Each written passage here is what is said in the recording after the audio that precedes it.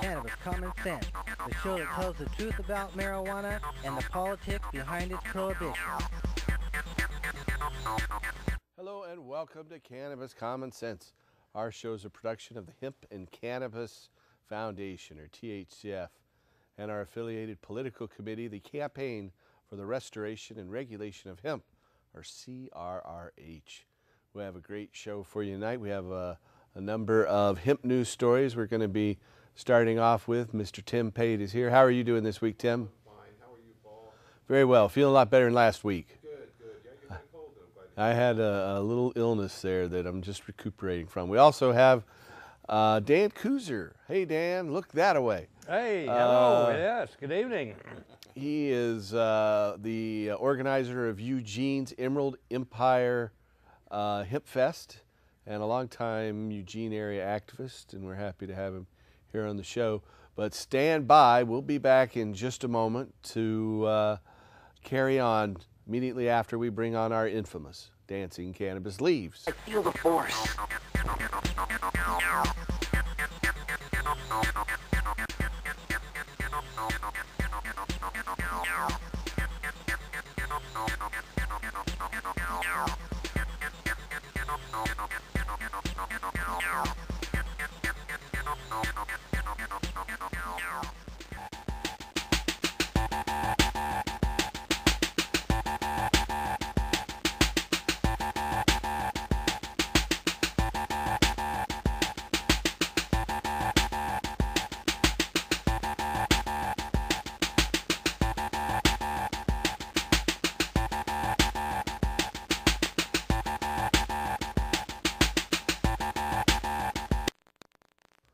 Okay, we're happy to have our hemp news segment back tonight. Our first story is from Canada. Canadian Justice Minister Rob Nicholson has signed off on an order extraditing longtime Canadian marijuana activist and publisher Mark Emery to the United States, according to a report published this week by the Associated Press. Emery's attorney stated that he'll be transferred to the United States imminently. United States law enforcement officials indicted Emery in August of 2005 for selling marijuana seeds to U.S. customers, sending a federal United States officer into Canada to build a case against Emery in Vancouver, Canada. We don't have enough crimes in the United States, but anyway. Under a plea agreement, Emery faces up to 5 years in the U.S. prison. Under Canadian law, he'd face no more than 1 month in jail and probation if convicted. Emery took the plea bargain offer in exchange for the U.S. government's agreement to drop charges against 2 of his employees who'd been indicted with him and to avoid a potential 20-year federal prison sentence here in the United States Gulag. In a letter from Member of Parliament Libby Davies of Canada, sent this week to Public Safety Minister Vic Toes, she declared, quote, "Your government took a rare and unnecessary step today by extraditing a Canadian citizen to serve a prison sentence in America for actions that are not worthy of prosecution under Canadian law," end quote. Mark Emery has long maintained that his prosecution was politically motivated. Upon issuing his indictment in 2005, former United States Drug Enforcement Administration Administrator Karen Tandy proclaimed that Emery's arrest struck a significant blow to the marijuana legalization movement. Drug legalization lobbyists now have one less pot of money to rely on, end quote, according to the administrator of the DEA. For nearly 2 decades, Emery operated a highly visible seed bank in Vancouver, Canada. Emery declared hundreds of thousands of dollars in taxes to the Canadian government, and officials at Health Canada, which oversee the nation's legal medicinal cannabis program, frequently advised patients to purchase his seeds. Virtually all of his profits from Emery's business ventures were distributed among various national and international drug law reform organizations. This Saturday, next Saturday actually, in Seattle on May 22nd, there'll be a rally at the federal courthouse where they're prosecuting Mark Emery, organized by the great folks at the Seattle Hemp Fest. Our next story is from Detroit, Michigan. Detroit, Michigan citizens will likely vote this November on a municipal measure to prohibit the criminal prosecution of adults who possess minor amounts of marijuana. Organizers from the Coalition for a Safer Detroit gathered over 6,100 signatures in favor of the proposal. That totals nearly twice the number of signatures required by law to place the measure on the Detroit, Michigan November ballot. Detroit city officials have until early next week to certify the petition. The city council then has 30 days to either enact the proposal or place it before voters this fall. If enacted, the measure would amend the Detroit City Code to remove criminal penalties for the use or possession of less than 1 ounce of marijuana on private property by anyone who's attained the age of 21 years. Speaking to the Detroit Free Press, the largest newspaper in Detroit, THCF's Michigan attorney and the Coalition for a Safer Detroit coordinator Matt Abel said, quote, "Our feeling is, how do we put an end to this drug war? This would be a step," end quote. Detroit voters have previously enacted other measures, and similar measures to this have been enacted in other cities, including Denver, Colorado. Out of Washington, D.C., Boulder, Colorado Federal Congressional Representative Jared Polis yesterday, on Thursday, May 13th, quizzed Attorney General Eric Holder about federal enforcement of marijuana laws in states such as Colorado, which have approved it for medical use and are seeing a growing number of dispensaries. In his first appearance as a new member of Congress in the House Judiciary Committee, the Boulder Democrat, who recently held a coffee with your congressman event at a coffee shop adjoining a dispensary in Nederland, Colorado, quizzed Holder, the U.S. Attorney General, about comments from the Federal Drug Enforcement Administration agent suggesting that the Justice Department was planning to raid dispensaries in Colorado. Not so, Holder said, citing higher enforcement priorities and pointing to the directive by the Attorney General outlining specific criteria under which the feds would take an interest in shutting down dispensaries operating legally under state law. According to the ruling, they said there are a variety of factors that are contained within the memo that the United States attorneys and assistant United States attorneys are supposed to apply to consider when trying to make a determination about whether or not federal resources are going to be used to go after someone who's selling cannabis, end quote. Polis was satisfied with that answer. He said, quote, "I'd certainly encourage that the question of whether or not it's consistent with state law certainly be left to state law enforcement actions," end quote, Polis said. Polis's questions were in reference to comments made by the Drug Enforcement Administration's head agent in Colorado, Jeffrey Sweeten, after the arrest of a man with a large growing operation in his home. Sweeten contends that this man was operating outside of state law by having far more plants than he had patients and he was serving. After the arrest, Sweeten said he believes dispensaries are illegal under federal law and said that the Deputy Attorney General's memo does not prevent him from raiding them if he thinks there's a reason to do so. Sweeten later said he wouldn't raid a dispensary unless there were aggravating factors. Boulder Congressman Polis is co-sponsoring a pending bill that would allow defendants charged in federal court with drug possession to argue that they were in compliance with the state's medical marijuana law. Next story tonight is from Washington, D.C.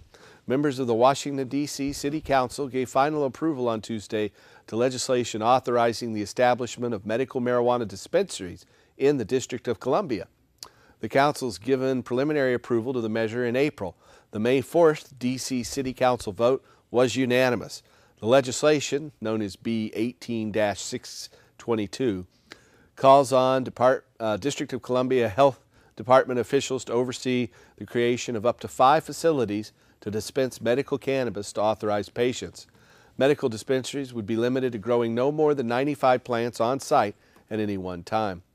Under an amendment approved by the Council this week, patients would likely be able to obtain up to 4 ounces of dispensary-provided marijuana per month, but would not be permitted to privately cultivate their own supply. Low-income patients would be allowed to purchase medical marijuana at a greatly reduced cost under this plan. The amended bill now goes to Mayor Adrian Fenty of the District of Columbia for his signature. Once approved, the United States Congress has 30 working days to either approve or reject the measure. Congress holds similar veto power over all laws passed by the Washington, D.C. City Council. The act seeks to implement components of Initiative 59, a 1998 D.C. ballot measure that garnered 69% of the vote. However, until this year, D.C.'s city lawmakers have been barred from instituting the measure because of a congressional ban on the issue. Congress lifted its ban late last year. District of Columbia officials contend that the restrictions are necessary to avoid having congressional lawmakers overturn the measure. Last month, lawmakers in Maine approved legislation to allow for the creation of state-sanctioned medical marijuana dispensaries. Similar legislation has also been approved in New Jersey, New Mexico, and Rhode Island. Our last story is from Thailand. It's a medical story about a recent medical study. The administration of tetrahydrocannabinol, or THC, inhibits cell proliferation and anti-tumor effects on cholangiocarcinoma, or biliary tract cancer of the bile ducts.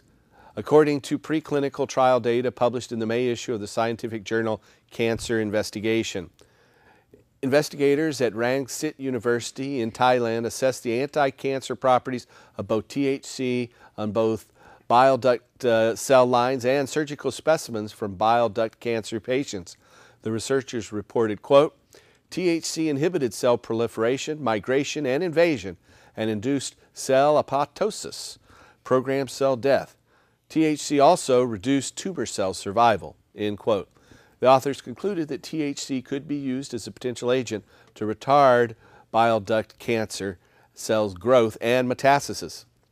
A 2008 scientific review published in the journal Cancer Research reported that cannabinoids inhibit cell proliferation in a wide range of cancers, including brain cancer, prostate cancer, breast cancer, lung cancer, skin cancer, pancreatic cancer, and lymphoma. A study published earlier this year in the journal Molecular Cancer Therapeutics found that the administration of multiple cannabinoids showed greater efficacy at inhibiting the growth of cancer cells and inducing malignant cell death than did the exposure to individual agents from cannabis. For instance, THC and CBD work better synergistically together than they do as single agents. Full text of the study, the dual effects of delta-9 tetrahydrocannabinol on cholangiocarcinoma cells, anti-invasion activity at low concentrations, and apoptosis induction at high concentrations, appears in the journal Cancer Investigation this month. That's the end of our Hemp News segment tonight. Pretty good one there. How are you over there, Tim? I'm good. I'm just mesmerized by the news. I mean, Yeah. when you think about how many people are dying of cancer, have cancer, 1 out of 3 Americans are going to face that one way or another. Well, And they've to know shown that if you are a marijuana user, a marijuana smoker, you're significantly less likely to get lung cancer than if you don't smoke anything at all.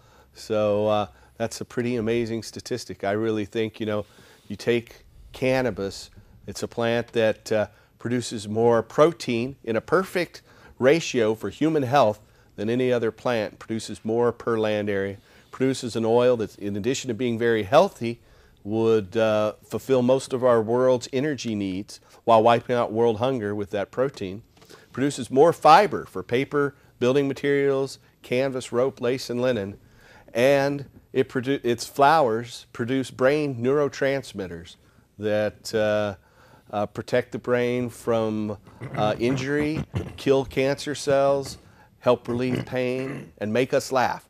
So I truly believe, cannabis is a sacred gift from our Mother Earth, and it's one I'm proud to fight for, as I know you are too, Tim. Oh yeah, I've had fun. I've had fun doing it too.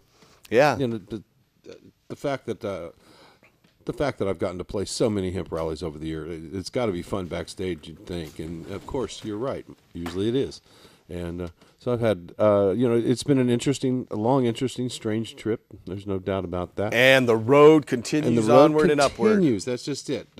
We keep having victories, and it's good to have victories. It really is good to see so much clinical studies, information, data coming out and being available for all of us. Well, it's like John Trudell has said several times right here on the show, that you can look at all the other movements out there, and the hemp and cannabis movement has been the one over the last 30 years that's really made an incredible progress in changing the status quo.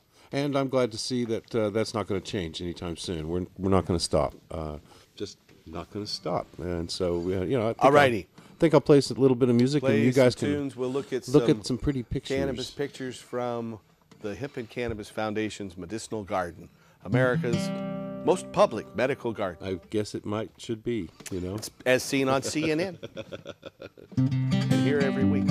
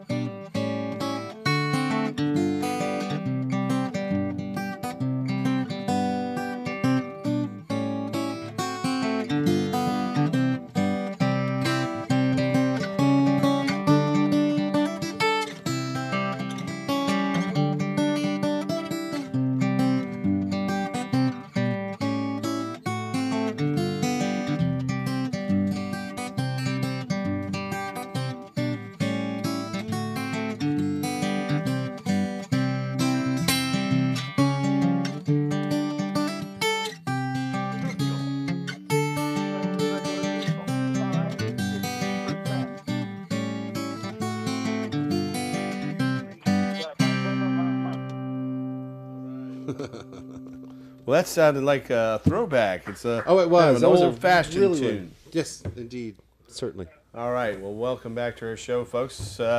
We have a telephone caller who's been standing by. Hello, caller. Welcome to our show. Hey, Paul, Tim, and Dan. It's good to see you up here. I had a couple of viewpoints here. They rarely ever speak of the lacking of the sulfur dioxide the biofuel spits into the air, which is obvious with the fossil fuels. Yeah, one of the main pollutants from fossil fuels, but there's hundreds more. And what with these biofuel cars, man? With these ones the city are using 5 to 15% biofuel. Yeah, well, what they found is when you look at a diesel engine, it emits if it just runs on petroleum-based diesel, it emits highly toxic small particulate matter that causes thousands, tens of thousands of deaths all across the United States.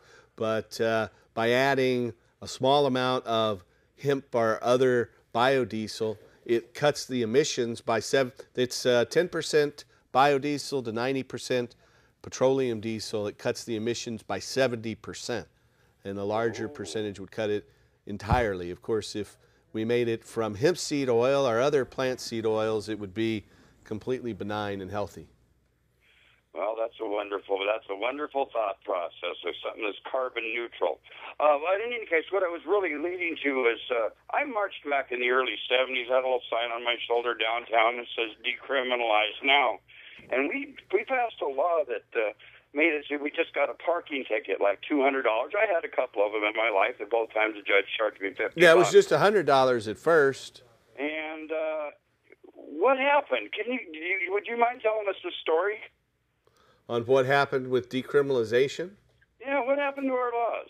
Well, the legislature increased that fine to a minimum of $500. And then they tried to make it a misdemeanor instead of just an infraction. They tried to increase the penalty so it would include potential incarceration and put in jail. So the legislature passed that bill by 2-1 by a veto-proof majority in 1997. And I was there and fought hard against it. And they went ahead and passed it. And Governor Kitzhaber, don't vote for Governor Kitzhaber, because he signed it into law to put us all in jail. So he signed it into law, then we had to gather signatures, and we gathered over 90,000 signatures, which was about twice what we needed to put that on the ballot. And then we won every single county in the state. It was ballot measure 57 in the vote in 1998. And so we defeated it by 70%, by exactly the reverse ratio that the legislature had approved it by. But, Governor Kitzhaber is running for office again now, and I would recommend that you don't vote for him. You vote for one of his opponents, because he wants to put simple possession of cannabis in jail, which is in exact opposite of what the majority of citizens in this state want. You lose your license for 6 months now? Yeah, the federal government implemented that law back during the the past administrations, and so there's a mandatory loss of driver's license when you're convicted of a marijuana driving crime, or even simple possession of marijuana outside of an infraction. Keep up the good work. Thanks. Thank you. Hey, welcome to the show, Tim. Thank you. Hey, Dan, welcome back. Yes, thank you. How are things in the Emerald City down there in Eugene? Oh, things are going great. We had a great global marijuana march. Had a good turnout. We had a good after party. And yeah, we showed the film clip from that here last week from KVAL. Oh, good, yes. And speaking of KVAL, I got a little plug for KVAL. If any news crew shows up in Eugene at one of our events, KVA will be there. So there's somebody in KVAL that I think is a friend of ours, maybe. I hope anyway. But well, at least they're listening. Yes, yeah. It's always, now, which channel is that down there? That's 13. That's the NBC affiliate. All right. And so it's always good news, and we get attention, you know. And they tend to slant it towards you rather than away against it? Yes, it's very fair, and yeah, it's great. And by the way, another thing I got to tell you about the Global Marijuana March is the security at the Frederick Courthouse. They told us that, they said, well, we don't have time to be here today, so we're going to we've got to take off, but if you have a problem, here's our phone number in case you need us. Right on. All right. In other words, you were the security at the Federal Courthouse. Yeah, he said, we know you guys don't have any troubles, but if you have a heckle or something, here's our card. And you need some help. Good. That's good. The honor system. Yeah. They weren't expecting trouble from you at all. Oh, no. In fact, when we got our permit, they said, oh, yeah, you guys are great. There's never any problems. You guys always clean up. Yeah, there's no problem. I lived in Eugene for many years, 14 years before I moved to Portland in 2000, and I never remember having any problems from the beginning. We played down there in the Morris Square, right? Wayne Morris, Free Speech Square, and that's where we had some rallies, and we had some out the U of O. Where do you have them now? That's where we're still there. Right on. Well, you know what? We've got another caller, folks. So let's take that call. Hello, caller. Welcome to our show. Hi. I was wondering if there's any similarities between Marinol and the effects of marijuana. Well, Marinol is synthetic THC, so Marinol will cause exactly the same effects as the one single compound tetrahydrocannabinol, or THC, in cannabis. However, cannabis is a variety of different individual cannabinoids, about a half dozen of which have medicinal effects, but THC is the main psychoactive compound. And you know, THC is useful as a medicine for some conditions. It's good for nausea if you can keep the pills down, and it increases your appetite, which is a bad thing for me, but might be good if you needed to put on some weight. And so it's also good for a variety of psychological conditions like anxiety and depression and post-traumatic stress. And so THC has several medical uses, but there's another compound in cannabis called CBD, or cannabidiol, that has many more medicinal uses. Hope that answers your question. I was also wondering, is Democracy Resources still working on the Octa campaign? Yes, they are. They are. Okay. Thanks for your call. If you have a question for us tonight, give us a call at 1-800-723-0188. That's 1-800-723-0188. And if you're out there on the internet, you know, our show streams live on ustream.tv.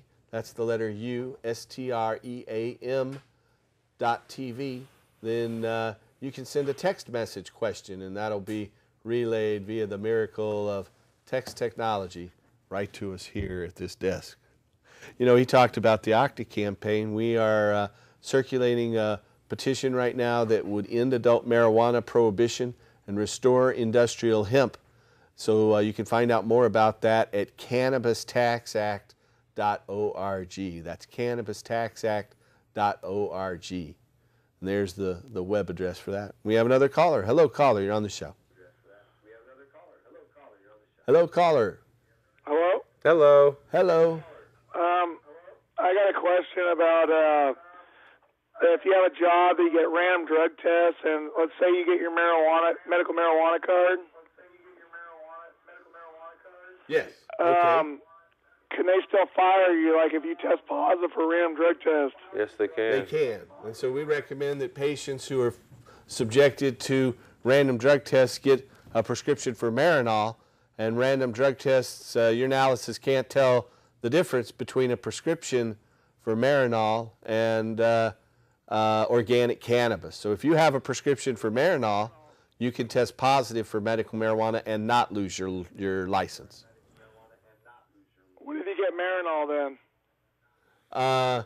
You know, many doctors who help patients get medical marijuana will also help you get a Marinol prescription. So you just have to ask your doctor. You can pick that up at any pharmacy, although it's rather expensive. Yeah. Thanks for your question. I hope we could answer that. Thank you. Hey, we have a studio audience member who has a question on right here. Go right ahead, sir. Hi, how's it going? Good. How are you? Well, how are you? Pretty good. I'm a patient grower. Uh-huh. And recently, my landlords had their yearly inspection and came through my place, and while I wasn't there, and ignored the well-posted sign to my grow, and came in and took pictures, and served me with a 24-hour eviction notice, which I've taken care of that now, but apparently they're still trying to look into lawyers. I guess when your lease runs out, they'll probably ask you to move. That's what happened to me one time. Yeah. So yeah, they can, since it's their home, as long as they gave you notice, they can come in and do one of those inspections, which usually is outlined in the lease you sign when you first take that property. They cannot evict you, even though, you know, if you won that eviction, you should be able to charge them for any costs you have associated. Of course, that's not going to make you any friend of your landlord, and once your lease comes to an end, they are unlikely to renew your lease, right? Most likely. Yeah. Yeah, bummer. So it's probably best to start looking before you have to move, before that lease runs out. But I'm sorry to hear they put you through that. Yeah. Thank you. Yeah. You're welcome. I had something very similar happen to me back about 5-6 years ago. We have another caller. Welcome to our show, caller. Hey, Paul. How you doing? Hey, Tim. Good evening. Better. Hey, How are you? Tim. Thank you for all your music. Oh, Charlie, that sounds like Charlie. Charlie, thank you for your tape for me. I appreciate it, man. The gift. Thank you. You're very welcome. First, I wanted to ask is if you can take male seeds, freeze them for about 3 months, will they turn female? No. There is some way to make your male seeds with the application of plant hormones feminize. However, they're not stable, and they could go hermaphrodite and create a seed-your sensimilla crop. Oh, okay. Another thing I wanted to comment. I was watching Net Geo that the program was called Life After Oil, and like they called people who ran on biofuel pirates. I'm going, okay, I guess we're still not illegal.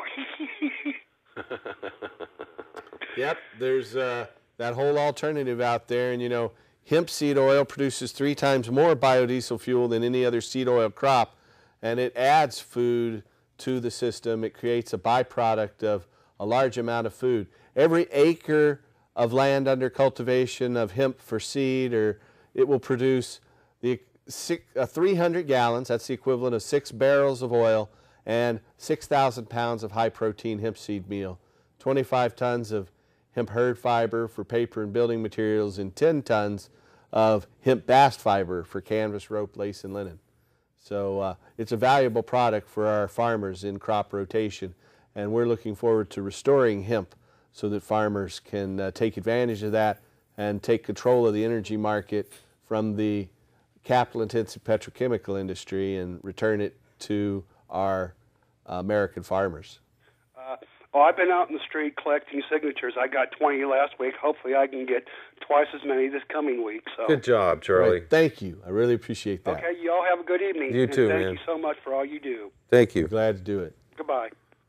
We have a film clip we're going to run right now from a former police officer who had been in a drug squad and decided that it was highly unethical, and so he turned the tables and started arresting filming and trying to prosecute corrupt police officers. So this is Mr. Barry Cooper. Stay tuned.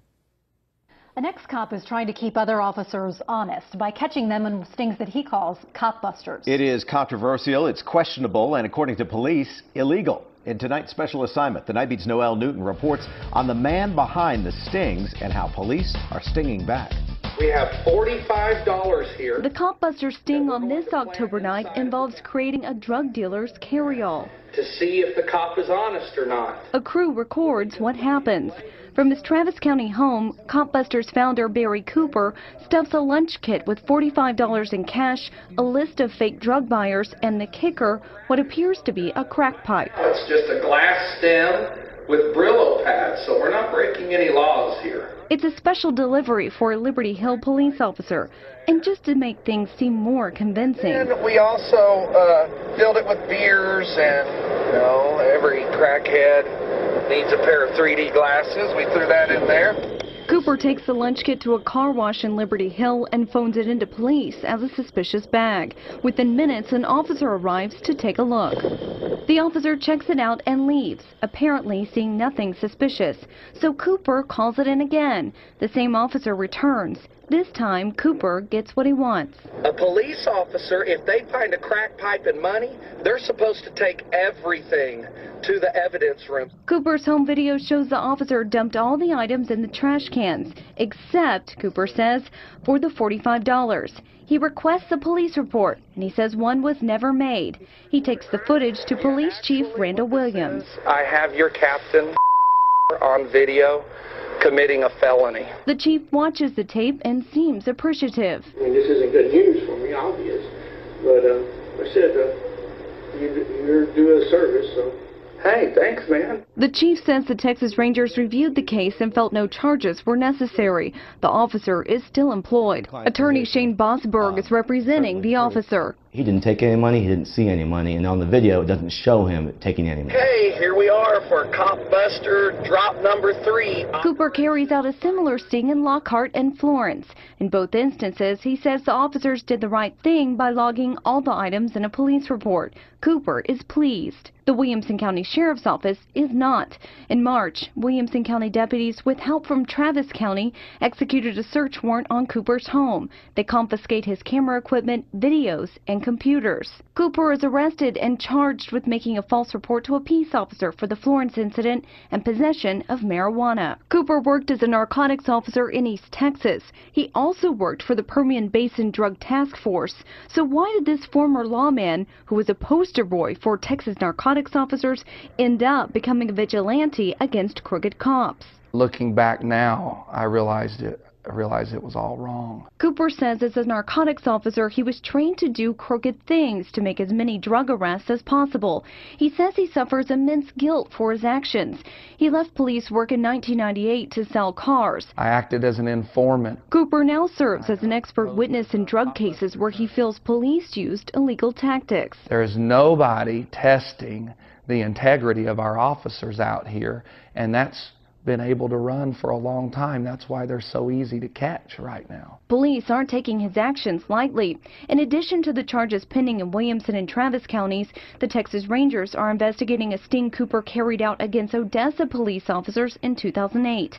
Cooper created a fake drug home equipped with surveillance cameras in every room. Instead of finding drugs, they found tiny Christmas trees growing under a heat lamp.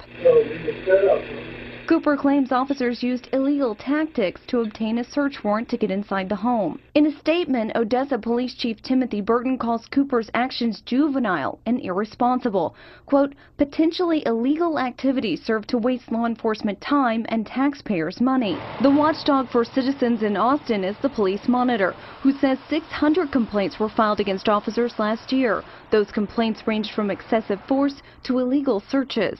We sought the opinion of retired APD detective John Hardage. He swore an oath, and the oath is your character. Hardage served 26 years on the force.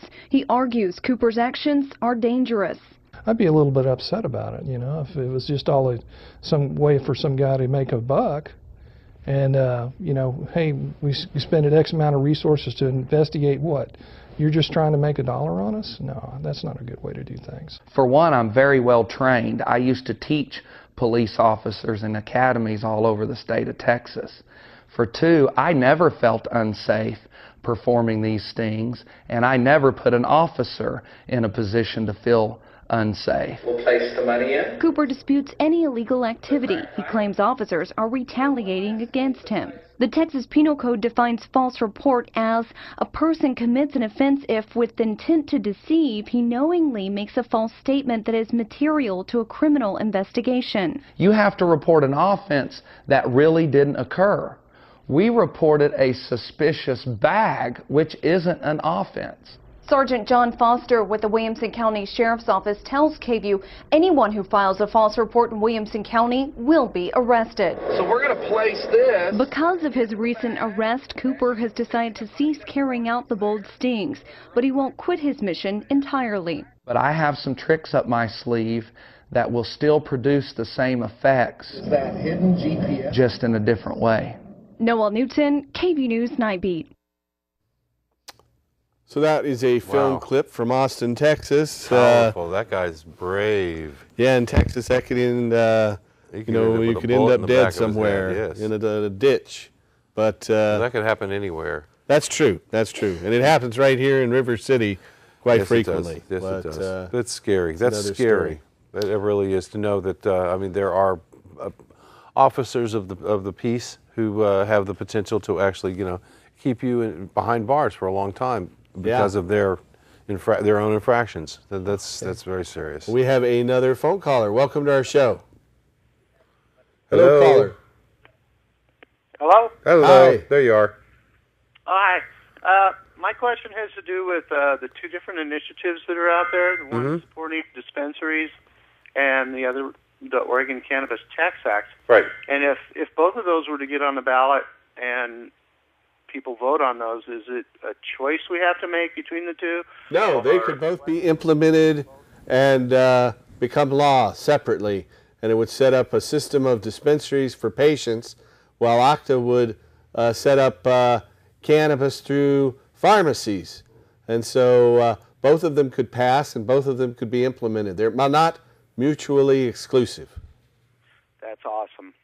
In fact, the Oregon Cannabis Tax Act would not affect the Oregon Medical Marijuana Act that sets up the Oregon Medical Marijuana Program. So there are two laws that would remain in effect that are currently on the books. One would be driving under the influence of marijuana, which is currently a crime and would remain a crime. And then the other one is the Oregon Medical Marijuana Act, which allows patients to get medical permits through the state health department, and that would remain in effect under the Oregon Cannabis Tax Act petition. The Oregon Cannabis Tax Act petition would allow anyone to grow their own cannabis with no license.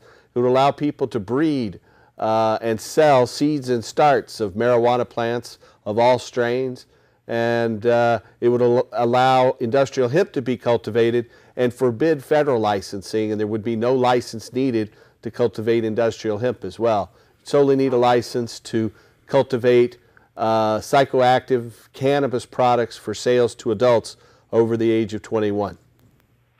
That sounds Where the great. dispensary initiative will set up a system of growers supplying nonprofit dispensaries that could sell marijuana to medical marijuana card holders.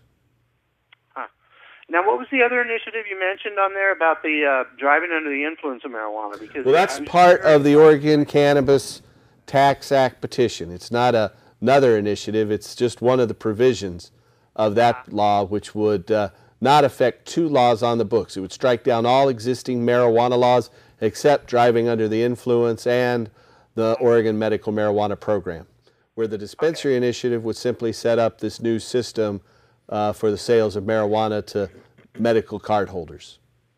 Yeah. I wish there was a way that they could more accurately test a person for driving under the influence, because when I was convicted of it, I had not smoked for a couple of days. Did they do a blood test on you? Nope, just the You should have fought that. I don't know exactly how they convicted you, but technically they have to do a blood test. I made an agreement with them. I didn't go to trial. If you'd gone to trial, you probably would have won, but it's a very high pressure and expensive, high stress and expensive process and time-consuming process to fight those things in court. It definitely was expensive, and won't do that again. Okay, I'm thank sorry you very to hear much they got for your you on answers. that. Believe me, if they do a blood test, that's really and they find that you have a certain level of active THC in your system, then you can be charged with a impairment. Yeah, impairment or driving while intoxicated or under the influence. Thanks for your call and your question. We appreciate it. Good night. If you're out there and you have a call for us, you can call us at 503-288-4448. That's 503-288-4448.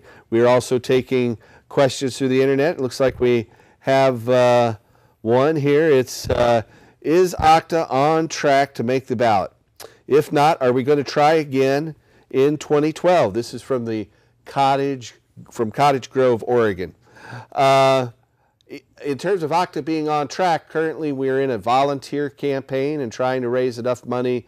We thought we had it, but we're trying to raise enough money to start a paid petition drive.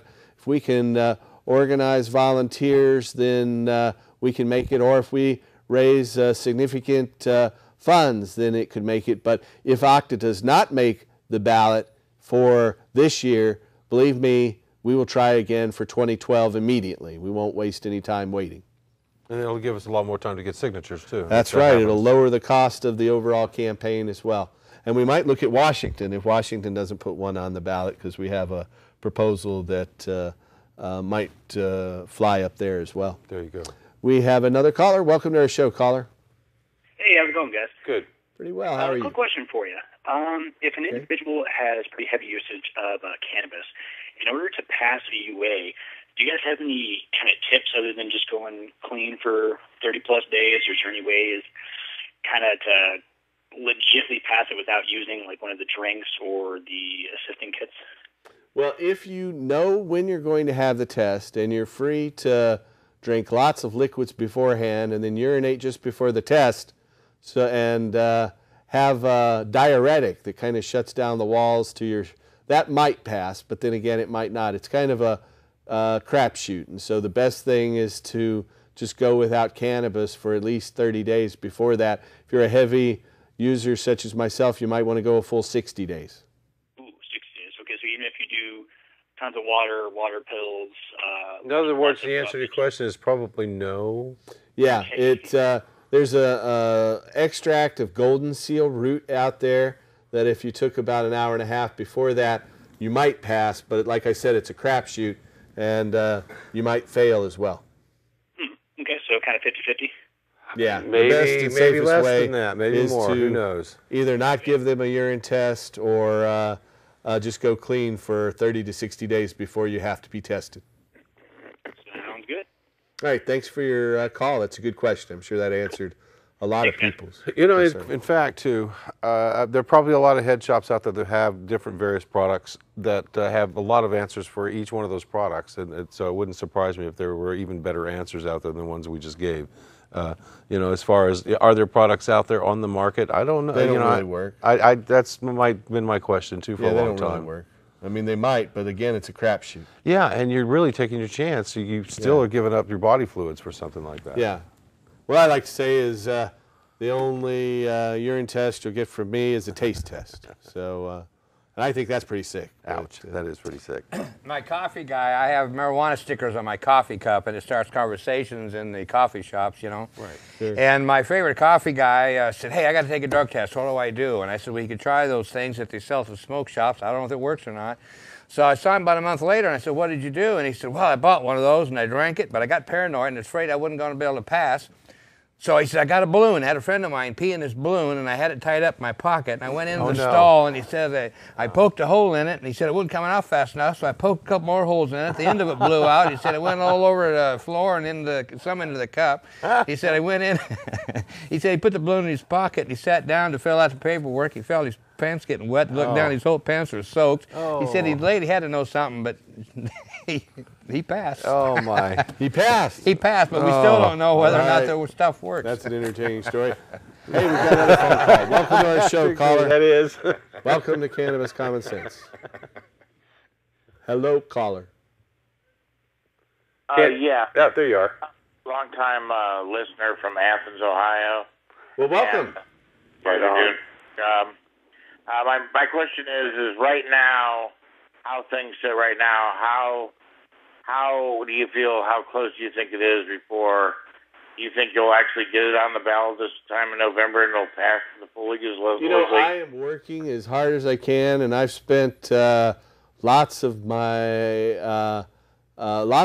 trying to put it on the ballot. However, I can't fund it all by myself, and I've always said that from the beginning. Really depends on us raising over $100,000 from someone else. There's one last hope out there, and I don't know whether that'll be there. However, there's also a group of people trying to organize volunteer petitioners, trying to build a squad of 1,000 volunteers. If 1,000 volunteers went out and petitioned for 8 to 10 hours, that would put it on the ballot. So we're going forward with our campaign.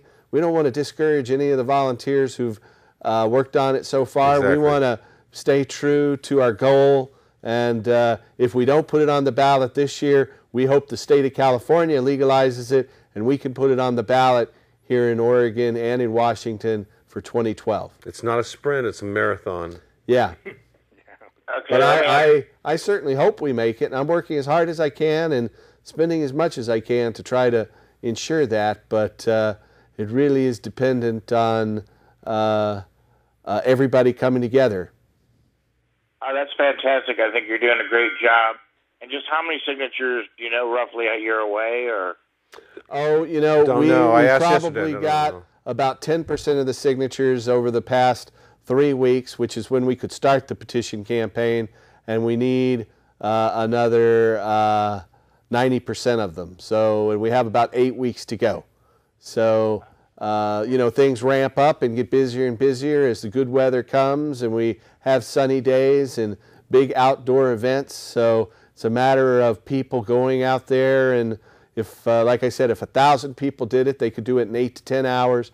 If 100 people did it, they could do it in 80 to 100 hours. So it all depends on how many people we can motivate. We're working on doing a mass mailing to between 500 and 700 volunteers statewide to get them out there in the streets working on the volunteer effort. At the same time, we're hoping that this mysterious benefactor will come down with some money here in the next week or two that'll allow us to really kick off the paid petition drive and put 90 paid petitioners on the street. But right now, that remains to be seen.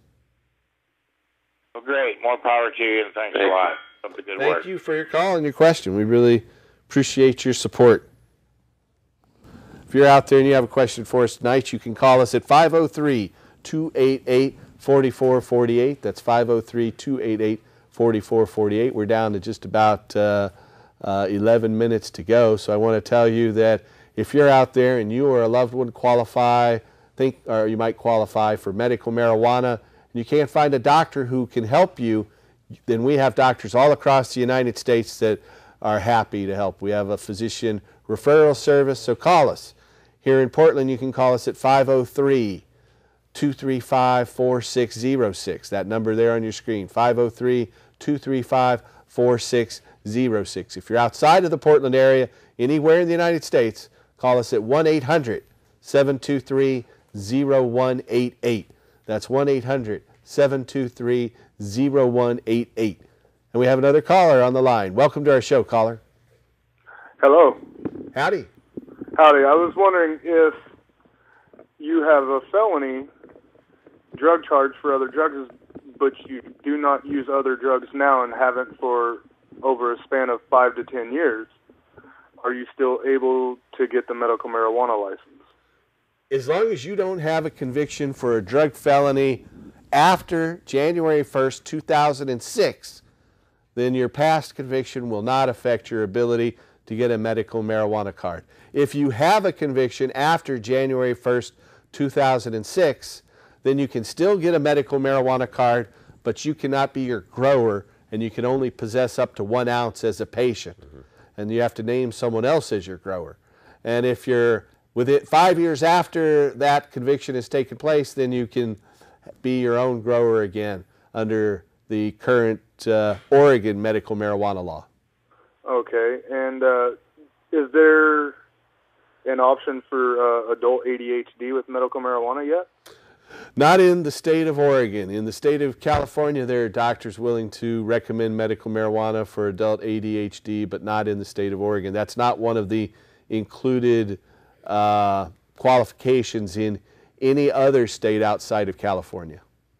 Okay, so if I was to go to California and possess my medical marijuana card under having ADHD, would I be able to come to Oregon and get my medical card? No, you wouldn't. Your card would be active in 4 other states in addition to California. There are 4 states that have reciprocity and allow people with permits from other states to travel there. And those states are the 3 M states: Maine, Montana, and Michigan, and Rhode Island. So Maine, Montana, Michigan, and Rhode Island have reciprocity, and if you have a medical marijuana permit from any state, you're covered in those states. Oh, wow. Okay, and one last question, sir. Go right ahead. Got pretty good questions. Whenever you get pulled over by an officer and they say that the license plate light out in your vehicle was the reason they pulled you over, but yet they question no other anything to do with the situation besides wanting to search your vehicle, and whenever you tell him no, he says you have no choice because they will hold it at the impound lot until they get the warrant to search. No, they shouldn't be able to do that. You should be able to say what I would recommend is just to continue to say that they cannot search your vehicle, because if you have anything illegal in that vehicle, once you give them permission to search it, then they can seize it and charge you with a crime. So never consent to a search. There's a magic phrase under our system of justice, and what you have to say is, I have to talk to my attorney before I answer any questions. Once you've said that, the police are supposed to stop asking questions, and you can call your attorney, and any attorney out there in the criminal justice realm is going to say, do not consent to a search. Okay. So them using the license plate light... The police can lie to you. They can tell you the law says one thing. You, on the other hand, cannot lie to the police. You can be charged with a crime if you lie to the police. But the police can and frequently do lie to us. And our only response is to stand up for our rights and just say, I have to talk to an attorney before I answer any questions. And no, I do not consent to a search. And am I free to go, officer? Okay. Those are the things to phrase. And regardless of what they say, respond with those answers. It's the main thing that we can do under our criminal justice system. Yeah, our attorney told us that if you consent to a search, he can't help you. If you don't consent to a search, they search you anyway, and they find something, he's got something to work with if you don't consent. So never consent. Even if they're using other tactics to try and get you to cooperate. Your rights are like a muscle. If you don't exercise them, you're going to lose them. So exercise your rights.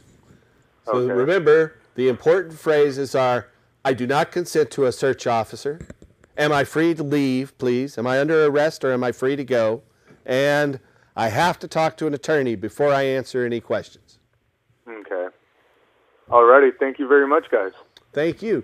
We have a studio audience member here at our microphone, and our show's open to a studio audience. You're welcome to come down any Friday night and join us at 2766 Northeast MLK, the studios of Portland Community Media. That's 2766 Northeast MLK. Go right ahead, sir. Welcome to our show. Yeah, I was wondering, I was reading that the AMA just ruled that marijuana has medicinal benefits. I was just wondering if you knew anything on that. American Medical Association has recently said that medical marijuana has some efficacy and deserves further study. Okay. Thank you. Thanks. That's a good one. We have a final question from the internet saying, what do polls say in California?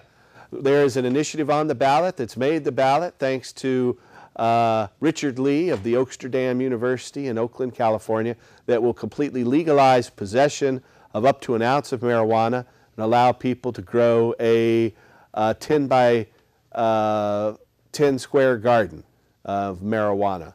And so The polls currently are at 56% that would legalize marijuana possession by adults in California this year. And it would also allow cities and counties to set up marijuana stores according to local regulations. So it would authorize the city and county governments throughout the state of California to regulate and zone sales of marijuana to adults. And the polls on that are currently 56% in favor of passage. And there's no organized opposition outside of the California Narcotics Officers Association and the drug czar, Kurwalowski, of the White House Office of National Drug Control Policy. So outside of people whose livelihoods depend on drug prohibition, there's no one opposing the move to legalize marijuana in California. Hey, Dan, I want to welcome you. Thanks for coming to the show. Is there anything you'd like to say in closing here? Well, no, I appreciate the opportunity, and great show. I enjoyed it. Having a show of my own, this is really nice. This you don't even wear a bag over your head on this one. No, I kicked the bag habit. So, in Eugene, you do a weekly TV show with a bag over your head because your wife doesn't want people to see you. That's right. I had to keep my anonymity, so a friend of mine said to wear a bag over your head, and I laughed about it, and I ended up doing it, and it worked out well. I could joke. Here in Portland, none of your wife's friends can see you, That's so true. You can go without the bag over your head. That's right. So I want to urge you out there to get involved in the movement to end adult marijuana prohibition. And if you're interested in getting involved, call us at 503-235-4606. You can call that same number if you're looking for a doctor to help you for medical marijuana. Or if you're outside of the Portland area, call us at 1-800-723-0188. We're going to go out on the fine tunes of Mr. Tim Pate. And tune in next week and help us restore hemp. Good night.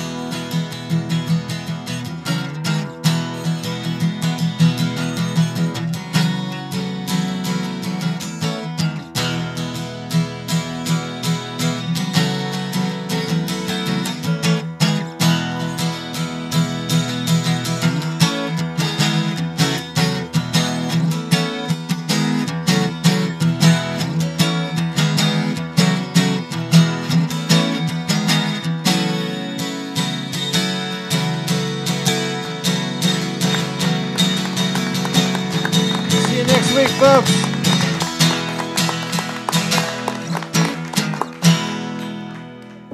And we're off the air.